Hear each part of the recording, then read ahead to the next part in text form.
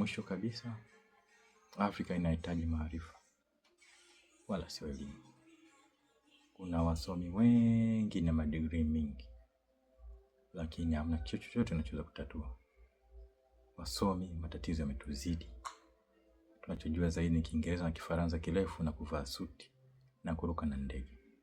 Si watukani, ndio ukweli. Tunahitaji maarifa, wala sio elimu.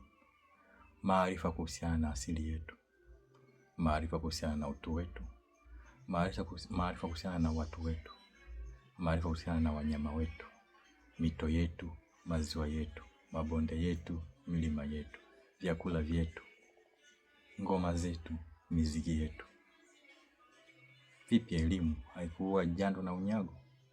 Je, hicho ni kitu kibaya? Vipi kufundwa kwa mabinti, watoto wa kike? Sizungumzii kukeketwa, nazungumzia kufundwa. Iliandaa vijana kujitegemea kama familia. Kijana kiume kuwa kama baba, kijana wa kike kuwa kama mama. Lakini elimu ilipokuja, hayo yote ikaonekana ni upuuzi. Tuna mambo mengi ya kujifunza. Tunahitaji maarifa. Ndio maana hata Biblia inasema, watu wangu wanaangamia kwa kukosa maarifa. Mungu mwenyewe anasema, watu wangu wanaangamia kwa kukosa maarifa.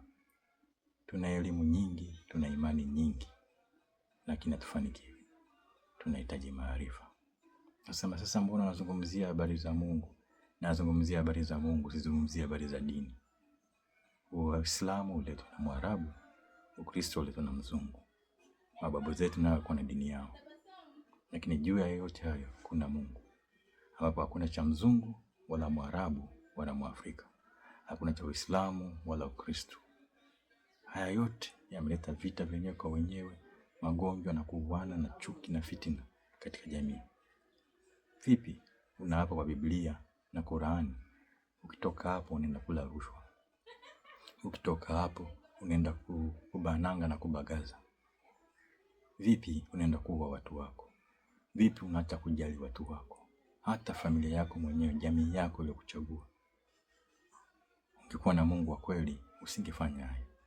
Ungekuwa na Mungu wa kweli, hata wanyama wako ungewajali, hata miti ungeijali, ungeitunza, hewa, maziwa na mito ungeitunza, ardhi yako ungeithamini, nchi yako ungeithamini. Hapo ndipo natoka chimbuko la uzalendo. Hatutaki mamluku wa uzalendo, tunataka wazalendo ambao uzalendo wao uko ndani mwao, kwamba wanaipenda nchi yao waliopewa na Mungu. Mungu wa kweli, si Mungu wa wazungu wala Mungu wa Waarabu wala Mungu wa kutunga. Tutakanyaga sana mafuta, tutaguziwa sana maji, tutapata maelimu yote na imani zote, lakini tunamhitaji Mungu ambaye yeye kwake inatoka maarifa. Mimi kama mimi, amenipa maarifa yangu, talanta. Mwingine ni mcheza mpira, mwingine ni mkulima, mwingine ni mfanyabiashara, mwingine ni kiongozi, mwingine ni mchungaji, mwingine ni shehe, mwingine ni mama wa nyumbani tu.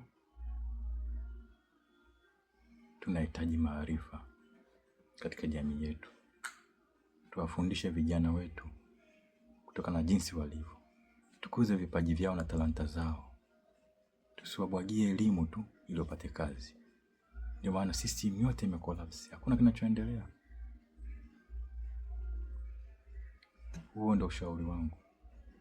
Badili fikra, badili mtazamo.